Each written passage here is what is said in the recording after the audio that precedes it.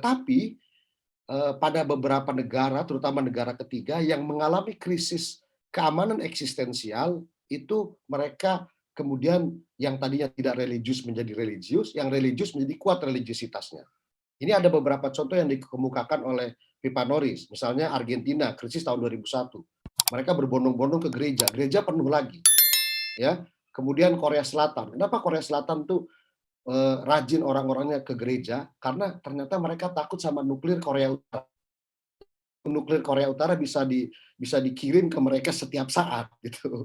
Ini ya mereka takut gitu ya. Lalu krisis moneter di Indonesia tahun 98, saya kira juga teman-teman tahu bahwa yang disebut reformasi di Indonesia pada saat itu adalah demonstrasi dan bakar-bakaran.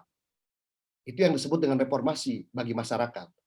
Jadi masyarakat awam tahunya adalah demonstrasi dan bakar-bakaran. Masyarakat stres, mengalami stres yang berat, tekanan ekonomi dan lalu muncullah seorang dai yang sangat menyejukkan, ya, yang bukan dari NU, bukan dari Muhammadiyah, dia bernyanyi, jagalah hati, jangan kau kotori, jagalah hati, lentera hidup ini. Itu luar biasa, Agim itu datang pada saat lagi stres secara ekonomi dan politik. Muncul kebangkitan masyarakat kota, Islamic revival. Yang saya maksud adalah Islamic revival, ya, gitu. Jadi ini faktor eksternal.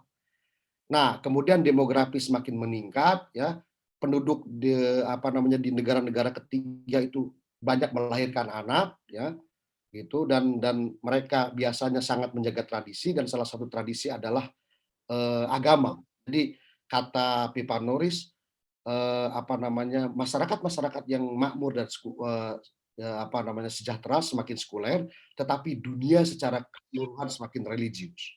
Nah, saya mau mendiskusikan satu teori dalam studi perbandingan agama adalah The Promise of Salvation, ditulis oleh Martin Risebrough tahun 2019, edisi Jermannya, dan tahun 2011 edisi Inggrisnya. Ini adalah orang Jerman yang jadi profesor sosiologi agama di Chicago. Nah, Martin ini adalah seorang sosiolog, ya. Dia punya teori bagaimana berkah dari sekularisasi mendorong kebangkitan agama, terutama di beberapa negara. Gitu.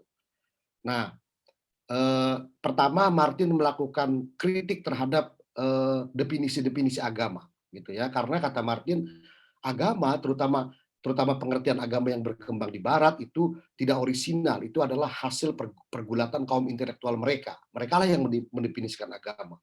Kemudian muncul di Barat itu 4 definisi agama, yaitu agama di era pencerahan, agama di era modern, agama di era romantik, dan agama di era posmo. Gitu. Jadi kalau agama di era pencerahan itu diskursusnya adalah agama yang liberal dan agama yang rasional. Kalau agama di masa era romantik itu diskursusnya adalah agama lebih kepada spiritualitas, tasawuf. Nah, agama di era sekuler itu lebih banyak ngomongin etika. Dan di posmo itu agama menjadi kajian-kajian yang serba lokalitas gitu. Nah, posmo mengatakan tidak ada yang universal di agama. Nah, kata Martin tidak. Ada yang universal, ada yang serupa, ada yang mirip, ada yang dilakukan oleh para penganut agama, baik agama besar maupun agama kecil. Apa itu? Nah, inilah yang menjadi concern Martin. Nah, menurut Martin, kalau kita bicara agama, maka kita harus bicara praktik, karena dia seorang sosiolog, ya. Jadi ciri khas agama adalah ibadah, liturgi, praktik, yaitu adalah hubungan atau komunikasi atau interaksi antara human dengan superhuman. Gitu. Ini adalah ciri khas agama. Jadi kalau tidak ada ibadah, agama tidak ada, udah selesai, habis. Jadi Martin karena dia seorang sosiolog, jadi concern-nya melihat agama itu yang paling utama dari agama adalah liturgi atau ibadah. Ibadah itu adalah hubungan manusia dengan Tuhan. Gitu. Nah, ini sama. Jadi dalam sejarah umat manusia dari dulu yang abadi dari agama adalah ibadah, worship atau ritual. Dan itu menunjukkan hubungan manusia dengan Tuhan. Kenapa manusia bisa bertahan sampai ribuan tahun interaksi antara human dengan superhuman, itu karena ada banyak hal dalam hidup ini yang tidak bisa diselesaikan oleh manusia, tapi bisa diselesaikan oleh superhuman, gitu. Ya, jadi superhuman bisa mengontrol sesuatu yang tidak bisa kita kontrol, superhuman bisa memberikan sesuatu yang kita butuhkan yang tidak bisa kita penuhi karena keterbatasan kita. Maka bagi Martin yang disebut agama adalah ini, liturgi dan ibadah ini. Nah, hubungan sosial atau perilaku sosial atau praktik sosial itu tidak semua bisa disebut agama. Misalnya ritual nonton bola, itu bola tidak, soccer is not religion. Ya, bola tidak bisa disebut agama. Atau kebiasaan Sabtu dan Minggu orang Jakarta pergi, ya. Kalau nggak pergi ke puncak tuh Mas Soleh, itu ada sesuatu yang kosong dalam diri kita. Jadi itu sudah sangat candu pergi ke puncak itu, atau pergi ke mall. Ini Mas Soleh ini kalau nggak pergi ke mall ini udah rasanya seminggu nggak, bulan nggak ke mall itu ada kurang. Nah, kata Martin, praktik-praktik seperti ini tidak bisa disebut agama karena tidak ada interaksi khusus antara human dan superhuman. Nah, ini adalah kata kunci yang pertama, adalah bahwa yang ilahi itu mampu mempengaruhi dan mengontrol human. Kata kunci yang kedua, ini kata kunci yang kedua bahwa dalam hubungan kita dengan Tuhan, human dengan superhuman itu, kita meyakini bahwa superhuman itu bisa menolak bala, ya, mampu mengatasi krisis, mampu memberikan blessing, berkat, dan terutama adalah mampu memberikan keselamatan di dunia dan di akhirat. Dia hanya superhuman, ya, ilmu pengetahuan dan teknologi tidak bisa menjanjikan ini. Inilah janji manis agama, adalah the promise of salvation. Ya, sebenarnya ini bukan sesuatu yang baru, tapi Martin itu dia bisa mengolahnya dengan cara yang sangat menarik, dan dia bilang dalam bukunya bahwa ini adalah teori baru yang saya ajukan. Sebelumnya dia mengkritik teori-teori Max Weber dan lain-lain tentang the promise of salvation. Jadi dalam interaksi human dengan superhuman itu ada the promise of salvation, yaitu menolak penderitaan, mengatasi krisis hidup, menurunkan berkah, dan menganugerahkan keselamatan. Gitu. Nah, jadi walaupun agama-agama bicara tentang Tuhan, tentang yang ilahi, tentang transenden, tetap saja nanti pada akhirnya adalah doktrin the promise of salvation itu yang menjadi tujuan. Gitu. Nah, kemudian Martin menjelaskan bahwa ibadah itu disesuaikan dengan tradisi masing-masing. Dia memberi contoh model-model ibadah pada agama Buddha, Konghucu, Tao dan Lao di Cina, di beberapa negara di Asia Tenggara seperti Vietnam, Thailand, dan Cina, gitu ya. Jadi bedanya sama, bahwa praktek-praktek ritual itu menjanjikan the promise of salvation. Gitu.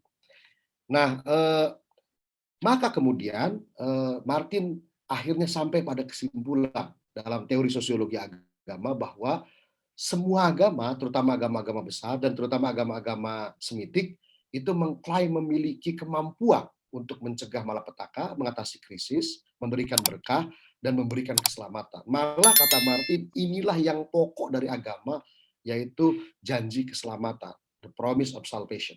Dengan janji ini, orang-orang beragama yang tadinya kurang religius menjadi religius, yang religius semakin religius. Gitu. Nah, terutama pada saat-saat kita kena wabah penyakit ya seperti sekarang, kita tidak bisa mendapat kepastian dari ilmu pengetahuan dan teknologi gitu. Dan ini ada banyak sekali contoh yang oleh Martin, semakin manusia tidak bisa mengontrol kehidupannya, semakin mereka kembali pada agama gitu. Jadi kita mau melihat hubungannya dengan sekularisasi. Jadi Martin melihat bahwa ini ada hubungannya dengan proses sekularisasi atau bentuk-bentuk di dalam masyarakat yang yang non religius atau yang sekuler. Gitu.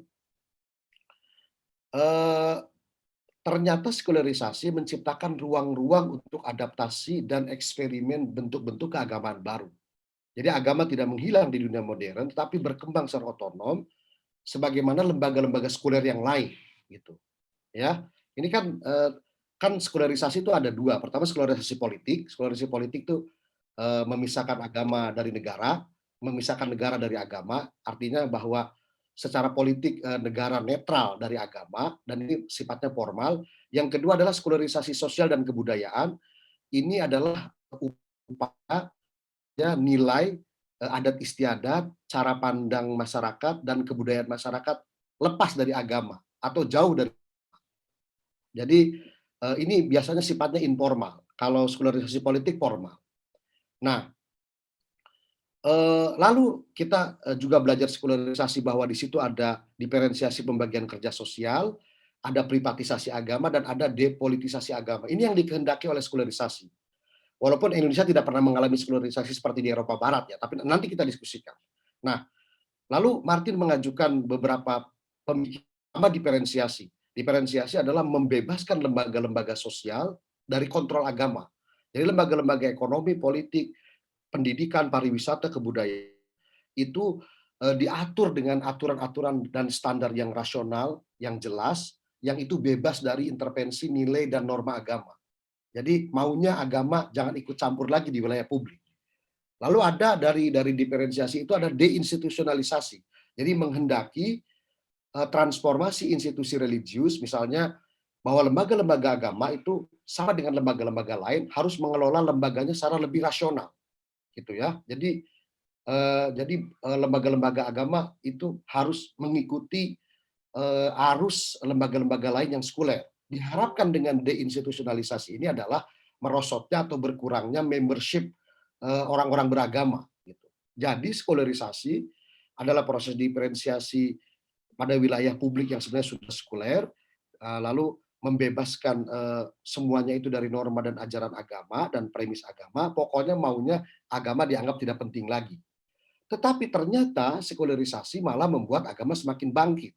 Jadi kata Martin, diferensiasi institusi mengakibatkan penerimaan adanya otonomi, ya, kemandirian dalam semua area di masyarakat. Jadi pada masyarakat yang sekuler, semua lembaga-lembaga ekonomi, politik, pendidikan dan lain-lain itu adalah lembaga yang otonom dan sekuler, bebas dari agama. Tetapi berkahnya adalah lembaga-lembaga agama juga mau bebas dari kontrol lembaga politik, lembaga ekonomi, lembaga pendidikan. Gitu. Jadi bukan hanya lembaga-lembaga yang sekuler itu bebas dari agama, tapi kami juga orang beragama dan lembaga agama mau dong bebas dari kontrol mereka. Gitu. Itu yang pertama. Yang kedua, ternyata agama dalam masyarakat yang sekuler itu bisa beradaptasi dan berkompromi. Gitu ya.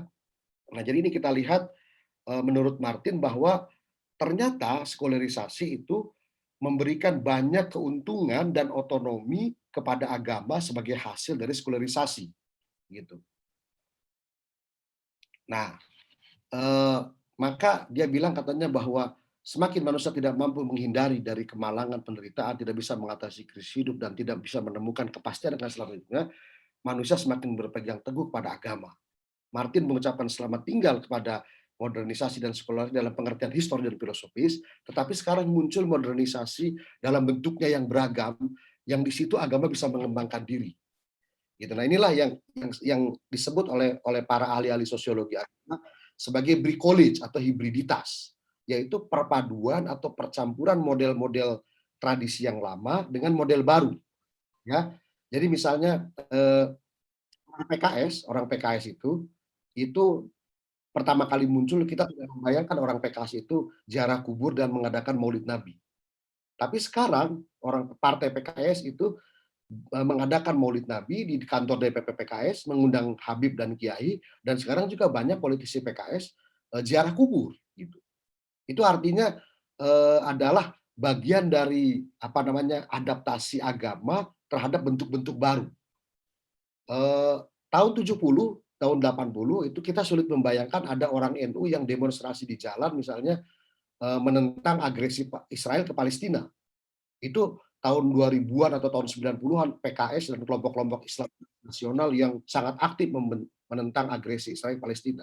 Tapi sekarang kalau ada demo anti Israel, orang NU juga banyak yang ikut gitu. Jadi pokoknya model keberagamaan baru ini adalah model baru hasil dari kompromi dan negosiasi antara agama dengan sekularisasi dan modernisasi. Misalnya ada tradisi one day one juice. Itu adalah statistik. Statistik itu diambil dari barat, ya. Jadi pola pikirnya adalah Ikhwanul Muslimin misalnya atau Wahabisme, tetapi dia bisa beradaptasi dengan model-model baru. Yang penting adalah bagaimana agama bisa bangkit, Islam bisa survive gitu. Gitu. Nah, itulah bentuk-bentuk model keagamaan baru sebagai hasil dari faktor eksternal modernisasi dan sekularisasi. Saya kira itu yang bisa saya sampaikan. Terima kasih Mas Ahmad Solehuddin. Assalamualaikum warahmatullahi wabarakatuh.